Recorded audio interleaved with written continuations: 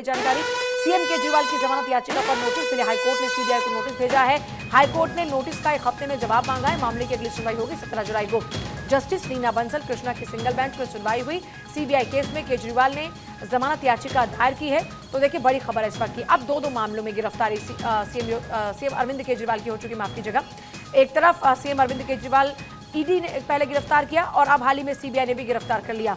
तो ऐसे में सीएम केजरीवाल की जमानत याचिका पर इस वक्त दिल्ली हाईकोर्ट ने सीबीआई को नोटिस भेजा है और हाईकोर्ट ने नोटिस का जवाब 1 हफ्ते में मांगा है।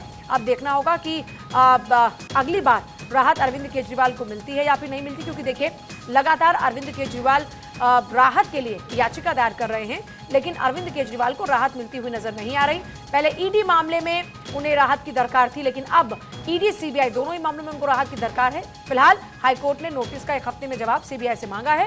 और ज्यादा जानकारी के साथ में मेरे सहयोगी सुमित इस वक्त मेरे साथ है। सुमित, क्या खास जानकारी है? आज भी राहत नहीं मिली अरविंद केजरीवाल को, भी और इंतजार करना होगा अगली सुनवाई तक कम से कम। चूंकि आज जमानत याचिका पर जो है वो पहली सुनवाई थी, तो चूंकि पहली सुनवाई में जांच एजेंसी से ही कोर्ट जवाब मांगता है, तो फिलहाल वैसे भी केजरीवाल को राहत नहीं मिलने वाली थी पूजा। ऐसे में आज जो केजरीवाल की सीबीआई केस में जो जमानत याचिका केजरीवाल की ओर से दायर की गई थी, उस जमानत याचिका पर दिल्ली हाईकोर्ट ने सीबीआई को नोटिस जारी कर 1 हफ्ते में जवाब मांगा है।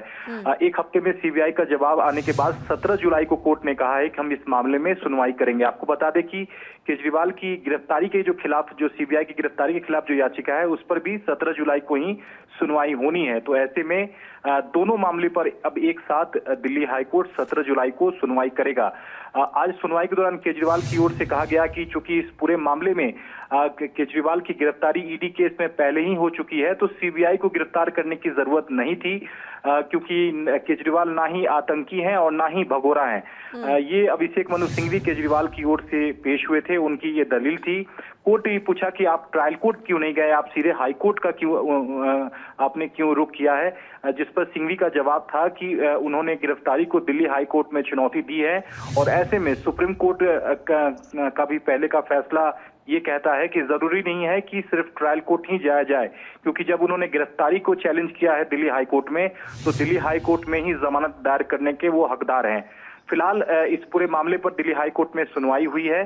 सीबीआई को नोटिस जारी कर जवाब तलब दिल्ली हाई कोर्ट ने किया है। अब 17 जुलाई को केजरीवाल की गिरफ्तारी को चुनौती देने वाली जो याचिका है, उसके साथ ही अब जमानत याचिका पर 17 जुलाई को दिल्ली हाई कोर्ट अब एक साथ सुनवाई करेगा।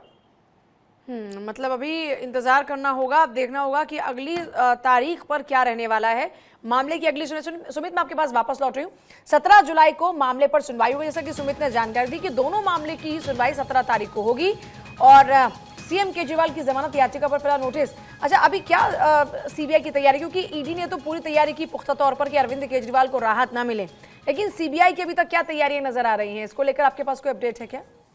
देखिए, निश्चित तौर पर सीबीआई इस पूरे मामले में अंतिम चार्जशीट दाखिल करने वाली है, क्योंकि इससे पहले ही जानकारी कोर्ट में सीबीआई की ओर से दी गई थी कि वो जुलाई के पहले हफ्ते में जो है वो चार्जशीट, फाइनल चार्जशीट दाखिल कर देगी और ईडी भी दाखिल कर देगी।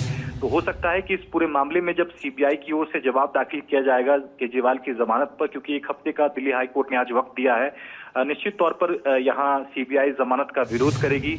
यहाँ ये कहेगी कि हमने, हालांकि चार्जशीट तो हम दाखिल कर देंगे, लेकिन ट्रायल जो है वो प्रभावित सीएम केजरीवाल कर सकते हैं, क्योंकि वो राज्य के मुख्यमंत्री हैं और सबूत और गवाहों को प्रभावित कर सकते हैं। अगर उन्हें जमानत अगर दी जाएगी, जेल से बाहर आएंगे, तो इस मामले में ट्रायल प्रभावित हो सकता है और ऐसे में सीएम केजरीवाल को जमानत ना दी जाए। आपको याद होगा कि ईडी केस में भी इसी तरह से ईडी का भी तर्क था और तब जाकर ट्रायल कोर्ट ने जमानत दी थी। हालांकि दिल्ली हाई कोर्ट ने ट्रायल कोर्ट के जमानत देने के आदेश पर पूर्ण रोक लगा दी थी।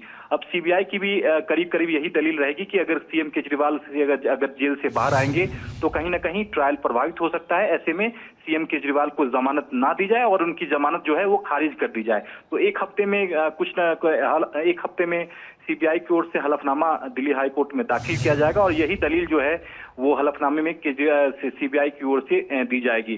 तो 17 जुलाई को इस मामले में अब सुनवाई होगी, जहां केजरीवाल की गिरफ्तारी को भी जो चैलेंज दिया गया है उस याचिका पर भी सुनवाई होगी और साथ ही जमानत याचिका पर भी सुनवाई होगी। पूजा, ठीक है सुमित, बहुत ही शुक्रिया आपका फिलहाल पूरी जानकारी के लिए। मामले की अगली सुनवाई 17 जुलाई को होगी और जैसा अभी सुमित बता भी रहे थे कि फिलहाल सीबीआई से जवाब मांगा गया है और एक ये प्रोसीजर भी है, उसी प्रोसीजर को फॉलो करते हुए अब सीबीआई को इस पूरे मामले को लेकर जवाब देना होगा। और क्योंकि देखिए ईडी जब लगातार अपोज कर रही थी अरविंद केजरीवाल की जमानत याचिका को, तो उसमें कहा जा रहा था कि कॉपरेट नहीं कर रहे हैं जांच में और हमारे पास ये पुख्ता सबूत हैं जो ये साबित करते हैं कि अरविंद केजरीवाल इस पूरे मामले में आरोपी हैं और इन्हीं आधार पर अरविंद केजरीवाल को जमानत नहीं मिल पा रही थी। और अब क्योंकि दो मामलों में जमानत की दरकार है, तब जाकर जेल से बाहर आ पाएंगे अरविंद केजरीवाल।